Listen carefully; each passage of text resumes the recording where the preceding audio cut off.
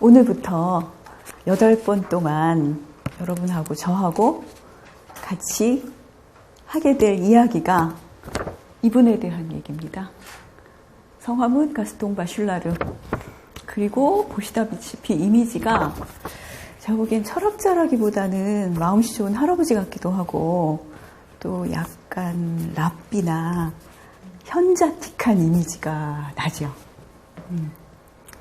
그래서 바슐라르가 누굴까 이렇게 좀 궁금해하시는 분들도 있을 것 같고, 제가 이 전체 강좌 제목을 이미지의 시학, 바슐라르 바로 보기. 이게 바로 보게 될지, 비스듬하게 보게 될지, 마음대로 보게 될지 알 수는 없으나, 어쨌든 바슐라르가 남긴 저작들이 접근하기가 좀 어렵고 난해하고 또 일반적인 철학서적처럼 착착착 벽돌 쌓는 것처럼 논리적이지도 않고, 그리고 이 바다 밑에서 풀이 솟아나는 것처럼 또는 잡초가 막 솟아나는 것처럼 하나의 주제에서 막 번져나가는, 그래서 우리를 좀 혼란스럽게 만들기도 하고, 그래서 우리가 좀 같이 촘촘하게 같이 헤매보면서 들어가 보려고 합니다. 바슐라르 소개를 조금 더 하면, 이 바슐라르는 상상력의 철학자로 많이 알려져 있어요. 근데 출발 지점은 상상력의 철학자라기보다는 과학 철학으로 자기 업을 시작한 사람입니다. 그리고 공부를 굉장히 어렵게 한 사람이에요. 그러니까 전체적인 인생으로 보면 좀 결코 좀 행복했다라고 약간 좀 불운한 게 아닌가 이렇게 생각될 정도로 오랜 독신 기간을 거쳤고, 처음에는 우체국 직원으로 일을 했대요. 그래서 독학으로 공부를 하다시피 했고, 먹고 살기 위해서 자격증이 막 수십 개가 되는, 그리고 나중에 대학에 가서 공부를 하게 됐어요. 그리고 결혼을 했는데 3주를 같이 살고 군대를 가게 됐어요. 전쟁이 나가지고. 그래서 5년 동안 헤어져 있다가 다시 돌아와서 애를 하나 만들고 몇 달 있다가 부인이 돌아가셨어요. 그래서 딸 하나를 평생 키우면서 혼자 이렇게 사원소에 대한 몽상에 열중하면서 그렇게 사셨던 분입니다. 근데 이분의 그 제자들이 이분 강의에 대한 평가가 어땠냐 하면, 매 순간 강의가 축제와 같았다. 너무너무 행복하게 만들어줬다, 우리를. 그리고 옷차림도 좀 기이하게 하고 다녔대요. 시대착오적인 옷차림. 그러니까 이렇게 긴 코트 같은 거 있잖아요. 시커먼 코트. 그 다음에 이렇게 모자, 뭐 이런 걸 쓰고 다리 주변에서 이렇게 서성서성대고.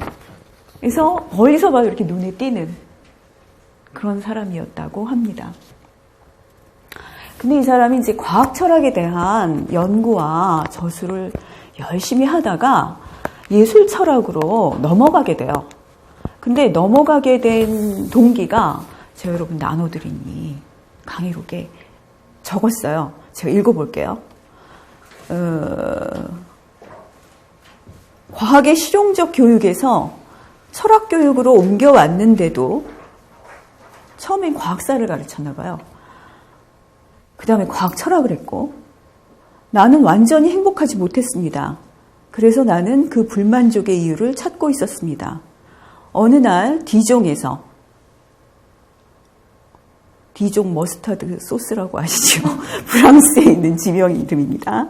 디종에서 한 학생이 나의 살균된 세계를 상기시켜 주었습니다. 그건 하나의 계시였습니다. 사람은 살균된 세계 속에서는 행복할 수 없는 법입니다. 그 세계에 생명을 끌어들이기 위해서는 미생물을 들끓게 해야 합니다. 상상력을 회복시키고 시를 발견해야 했던 것입니다. 이게 상상력의 형이상학이라는 제목으로 개설된 강의에서 강의 서두에 한 말이래요. 근데 이제 이 말이 바슐라르를 언급할 때 여러 이 작가들에 의해서 반복돼서 언급되는 이야기이기도 해요. 이 살균된 세계는 뭘 얘기할까요? 균이 없는 세계, 멸균된 세계, 과학의 세계예요. 과학의 세계. 미생물이 들끓는 세계는 예술의 세계예요. 과학은 왜 살균된 세계일까? 과학의 언어는 구체적이지 않죠. 추상적이에요. 추상적이에요. 왜 추상적으로 가냐 하면 보편성을 얻기 위해서. 이 경우에도 맞고 저 경우에도 맞으려면 자꾸 그 개념이 추상화되어야 돼요. 여러분 사과라는 개념 다 가지고 계시죠? 그렇죠? 이 사과라는 개념은 여러분 사과 이렇게 하면 머릿속에 어떤 사과가 이렇게 떠오르실 거예요. 근데 사과라는 개념은 내가 내 앞에 이렇게 집어서 맛을 보는 사과하고는 그 사과를 나타내기는 하지만 같지는 않아요. 실제 내가 만지는 사과, 먹는 사과는 그냥 사과가 아니라 빨간 사과일 수도 있고 노란 사과일 수도 있고 어떠한 향기가 나는 사과일 수도 있고 또는 썩은 사과일 수도 있고 반쪽짜리 사과일 수도 있고 또 그 껍질에서 어떤 낙엽 색깔이 언뜻 비치는 그런 사과일 수도 있어요. 이게 구체적인 내가 만나는 사과죠. 근데 사과라는 개념은 이런 사과, 저런 사과, 여러 가지 종류의 사과를 다 지칭해야 되기 때문에 구체성이 박탈된 개념이에요. 구체성이 많이 박탈될수록 개념은 추상화되죠. 가장 추상화돼서 구체성이 박탈되고 내가 경험한 어떤 이미지라든지 내가 경험한 어떤 느낌이라든지 이런 것들이 아주 쑥 빠져나간 그 개념이 수학 개념이에요. 수학 개념에서 여러분 냄새가 느껴지시나요? 냄새 없어요. 색깔도 없어요. 1 더하기 2를 빨강색으로 쓰든 파란색으로 쓰든 다를 바가 없지요. 냄새도 없고 색깔도 없고 몸이 건조한 언어예요. 그런데 과학의 언어는 이렇게 몸이 건조할수록 확실해요. 그 개념을 사용할 때 괜스럽게 우리가 다른 걸 막 상상하게 된다거나 또는 어떤 우리의 감수성이 막 깨어나가지고 거기서 어떤 느낌을 불러일으킨다든가 그러면 이렇게 사용된 언어는 아주 보편적인 것들을 전달하기 위해서는 뭔가 걸리적거리는 게 많죠. 이러다 보니까 과학의 언어가 추상화의 방향으로 가게 됐고 과학의 언어뿐만이 아니라 오랫동안 철학의 언어도 보편적인 것을 담기 위해서 되도록이면 추상적인 방향으로 흘러갔어요. 그래서 철학적 개념들은 굉장히 건조하게 느껴질 때가 많아요. 관념, 표상, 구상력, 구조 이런 것들에 여러분 무슨 냄새가 나시나요? 어떤 색깔도 없어요. 감촉도 없어요. 이게 추상화된 언어들이에요. 바슐라르가 지금 살균된 세계, 또 어떤 책에는 멸균된 세계라고 번역되어 있는데 이렇게 부르는 이 세계가 바로 추상적인 개념의 세계예요. 그리고 과학은 되도록이면 이런 빛깔과 향기와 촉감과 또는 우리의 어떤 상상력을 작동시키지 못하는 방향으로 개념을 만들고 개념 논리를 만들어 왔어요. 근데 오랫동안 그 작업을 하다 보니까 삶이 좀 재미가 없어졌던 모양이에요. 그래서 여기 뭐라 그랬냐면 만족스럽지가 않더라. 이런 걸 했는데 만족스럽지가 않더라. 행복하지도 않더라. 그리고 사람은 살균된 세계 속에서는 아주 딱딱한 세계, 아주 차가운 세계, 이 세계 속에서는 결코 행복할 수 없다는 걸 깨달았대요, 이분이. 그리고 관심사를 쑥 옮겨왔어요. 어디로? 시의 세계로, 예술의 세계로. 그리고 상상력이 부글부글 끌어가지고 저 혼자 막 발전하는. 여러분 저기 음식 먹다가 여름에 상온에다 놓으면 어떻게 되나요? 짓누르지요. 그리고 거기 썩기 시작해요. 곰팡이가 피죠. 하얀 곰팡이도 피고 파란 곰팡이도 피고. 그리고 감자를 이렇게 여러 개를 놨는데 거기에 한 개의 감자가 썩기 시작하면 주변 감자도 덩달아서 막 썩어요. 사실은 이게 살아있는 세계예요. 곰팡이도 살아있는 생명이죠. 그렇죠? 사실 곰팡이가 없으면 안 돼요. 곰팡이 굉장히 중요한 역할을 해요. 세균, 우리 삶에 있어서 너무너무 중요한 역할을 하는 게 세균이에요. 한참 동안 우리 현대사회는 멸균된 세계를 지향했던 것 같아요. 항균 노트도 나오고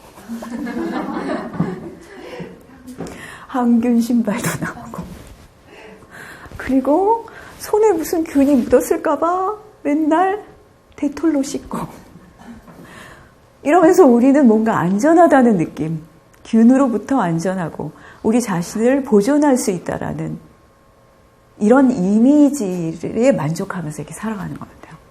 근데 사실 뭔가 균이 번식하고 그게 곰팡이가 됐던 또는 비피더스 유산균이 됐던 간에 어떤 균은 살아있는 것의 증표예요. 균이 없다면, 세균이 없다면, 곰팡이가 없다면 죽은 상태죠. 근데 이제 이게 세균, 곰팡이 이런 것들로 표현되는 이 세계가 바슐라르는 이게 바로 시적 세계, 이미지의 세계, 우리의 상상력의 세계가 이런 세계라고 봤어요. 균이라는 게 근데 잘 없어지질 않아요.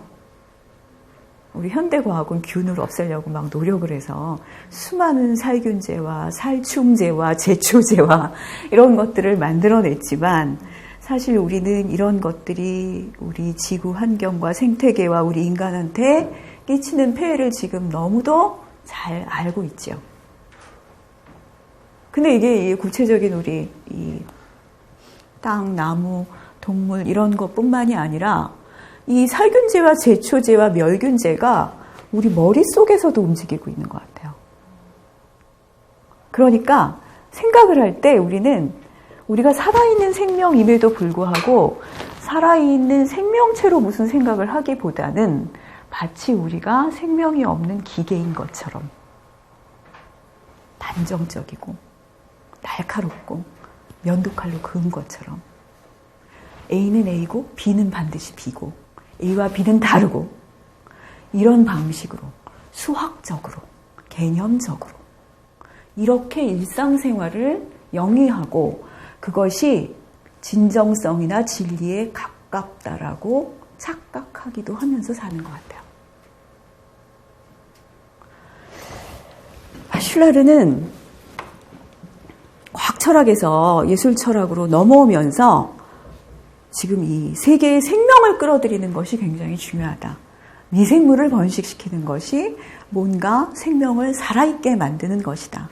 그리고 이때 말하는 미생물은 감자에 있는 미생물뿐만이 아니라 우리 마음속에서 움직이는 미생물. 우리도 생명을 가지고 있어요.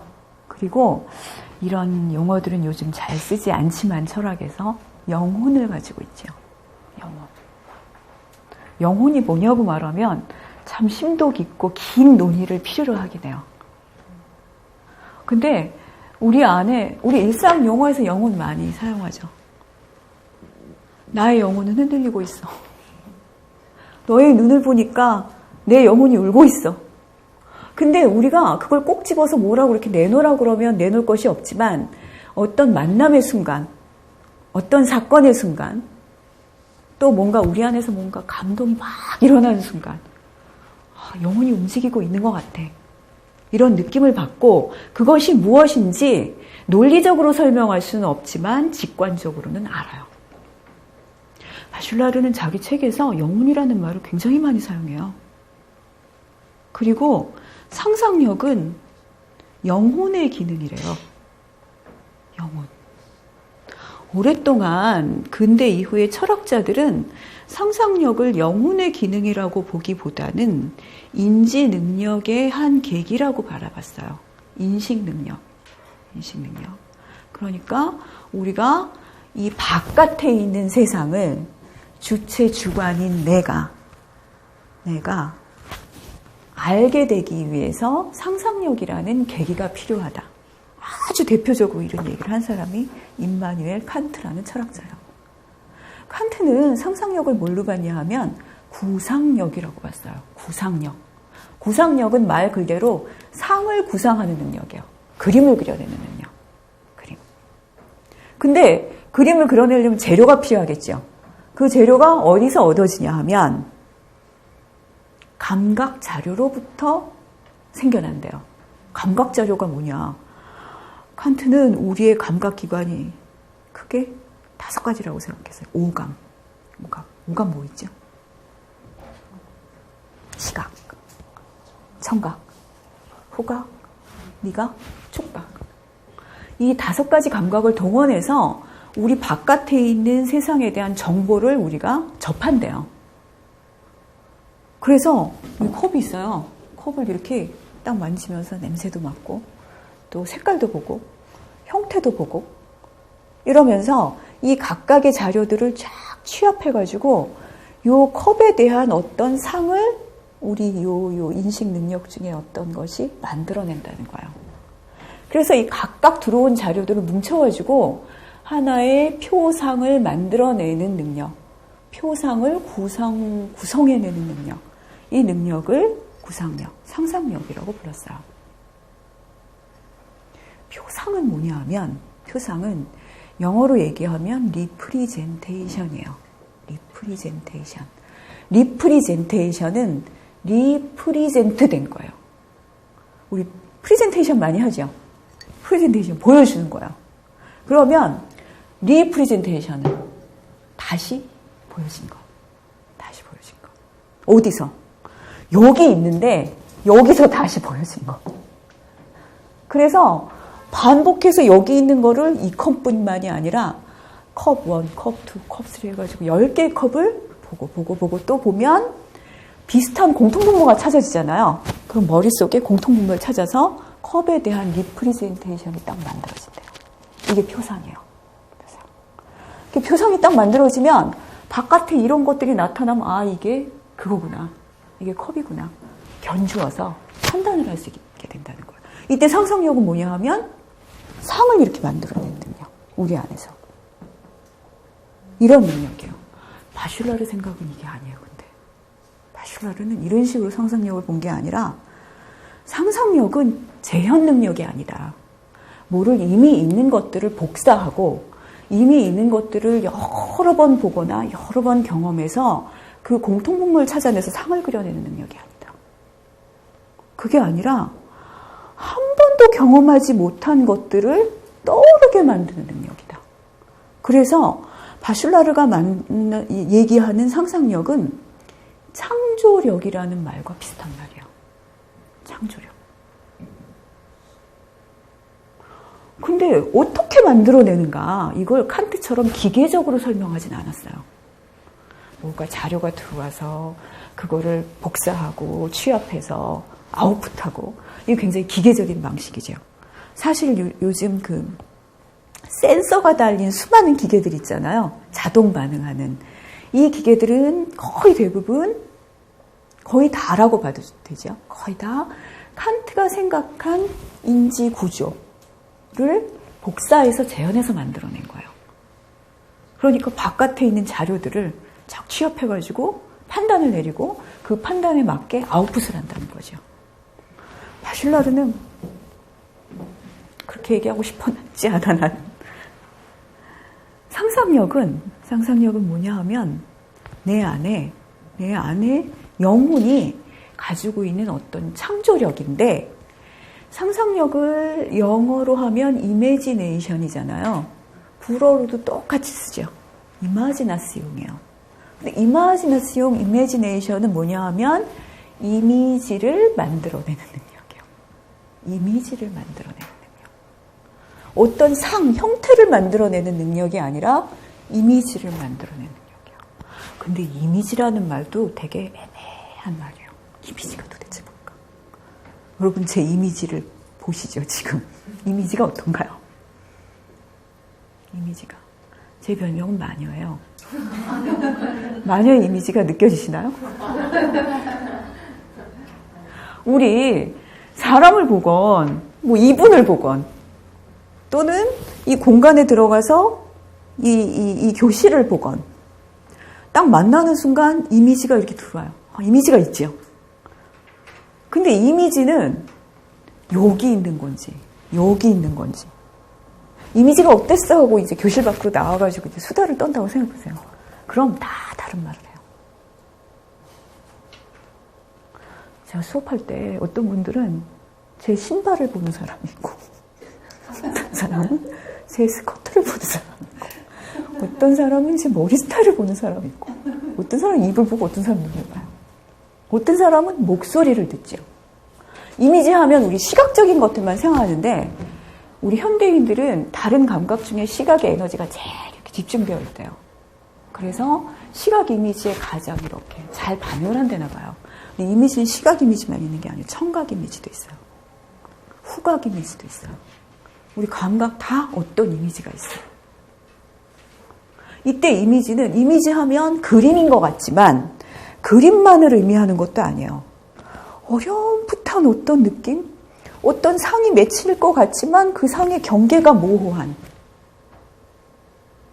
마치 지난밤 꾼 꿈처럼 아른아른한 이게 이미지예요. 이미지는 그래서 주체 안에만 있다고 볼 수도 없고 객체의 껍질에만 있다라고도 볼 수 없어요. 어찌 보면 여기 가운데 이렇게 붕 떠 있는 거예요. 내 안에 어떤 마음이 내 밖에 있는 세상을 접촉하면서, 이때 접촉은 눈으로도 접촉하고 촉감으로도 접촉하고 냄새로도 접촉하죠. 오감을 통해서 이렇게 접촉해요. 접촉하면서 뭔가가 그 순간 생겨난대요. 어떻게 생겨날까? 바슐라르는 이미지가 이렇게 생겨날 때 투사와 전이가 한꺼번에 일어난다라고 그랬어요. 투사와 전이. 이거 정신분석학적 개념이에요. 바슐라르의 책들을 읽으면 이 사람은 정신분석학자가 아님에도 불구하고 정신분석학적 개념이 꽤 많이 등장해요. 특히 가장 많이 등장하는 게 컴플렉스라는 개념이에요. 우리 컴플렉스라는 개념, 또 컴플렉스 있지 이러면서 뭔가 이렇게 마음이 좀 왜곡됐다거나 뭔가 열등감, 꼬임 뭐 이런 것들을 지칭할 때 컴플렉스라는 개념을 사용하잖아요. 바슐라르는 좀 달라요. 컴플렉스 개념. 컴플렉스는 어떤 부정적인 개념으로 사용된다라기보다도 컴플렉스의 원뜻이 뭐죠? 복합이란 뜻이잖아요. 복합. 그러니까 여러 가지 갈래의 이미지들, 여러 가지 체험들, 여러 가지 느낌들, 이런 것들이 상상력이 매 순간순간 움직이면서 바로 그 복잡한 뭔가를 만들어낸대요. 서로 섞이고 얽히는 거야. 이걸 컴플렉스라고 봤어요. 그래서 바슐라르의 시적 상상력에 대한 전 저작을 쭉 보면 수십 개의 컴플렉스가 등장해요. 수십 개의 컴플렉스. 이따가 몇 가지 컴플렉스를 소개를 해드릴게요. 자, 컴플렉스라는 개념을 이제 바슐라르가 왜 썼고, 그 다음에 정신분석 개념으로 우리 다음 시간에 얘기하게 될 불의 정신분석이라는 책이 있어요. 이때 자기 책 제목에다가 그냥 정신분석이라는 개념을 그냥 썼어요. 이게 뭐냐면 프로이트 영향력이에요. 그러니까 바슐라르 당대에 이 양반이 이제 살았을 때가 1884년에 태어나서 1962년에 돌아가셨는데 1900년에 프로이트 책들이 나오기 시작했죠. 그리고 그 프로이트 책들이 끼친 반향은 어마어마해요, 사실은. 그래서 마치 그 시대의 유행처럼 프로이트 개념을 이렇게 많은 철학자들이 사용을 했대요. 그런데 곰곰이 바슐라르 저작을 읽어보면 반프로이트적이에요. 프로이트 개념을 사용하면서도. 프로이트가 의사였잖아요. 프로이트는. 의사여서 프로이트가 토대로 두고 있는, 이 근거로 두고 있는 마음은 병적 마음이래요. 병적 마음. 그러니까 불행한 마음. 근데 바슐라르는 불행보다는 행복한 마음에 더 관심이 많았어요. 행복한 마음. 심지어는 자기가 쓴 이 상상력에 대한 이런 전 저작들은 행복을 위한 책, 행복한 꿈꾸기를 위한 책이라고 얘기를 해요. 그리고 오늘 여러분들한테 소개하게 될 사원수와 관련된 상상력도 우리를 행복하게 하는 상상력이라고 해요. 이분이 관심을 가졌던 것은 불행이나 억압이나 억압에서 비롯됐던 왜곡이나 이게 아니라 마음이 아주 편안한 상태에서 자발적으로 무언가를 이렇게 뿜어내고 만들어내는 행복한 창조력이었어요. 그래서 이분이 사용하는 컴플렉스라는 개념에도 불행이 없어요. 열등의식도 없고.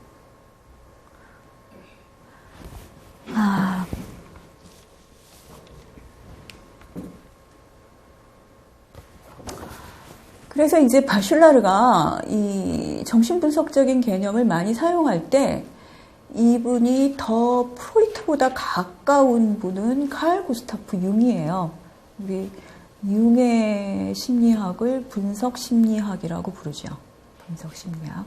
프로이트 정신분석학하고는 조금 다른 전제에서 출발한다는 점에서 융의 제자들이 또 융 자신이 자신의 심리학을 분석심리학이라고 불렀어요. 근데 그 칼 구스타프 융의 자아 무의식이라는 책이 나온 연도가 1938년이래요. 그런데 바슐라르의 상상력에 대한 첫 연구서가 나온 해도 1938년이에요. 불의 정신분석과 칼 구스타프 융의 자아 무의식은 같은 해에 출판이 됐어요. 그래서 바슐라르가 융에 대한 관심도 있었고 또 융 심리학에 어느 정도 영향을 받은 바도 있어요. 자, 전이와 투사라고 했어요. 상상력이 움직이는 것은. 전이와 투사라는 개념, 바슐라르적 입장에서 보면 어떤 개념인가 하면 제가 오늘 주제로 삼은 것이 물이에요. 물. 만약에 내가 물을 본다. 그러면 여러분 내가 경험하는 물은 H2O가 아니에요. 그렇죠? H2O는 경험하는 물이 아니라 관념 속의 물이죠.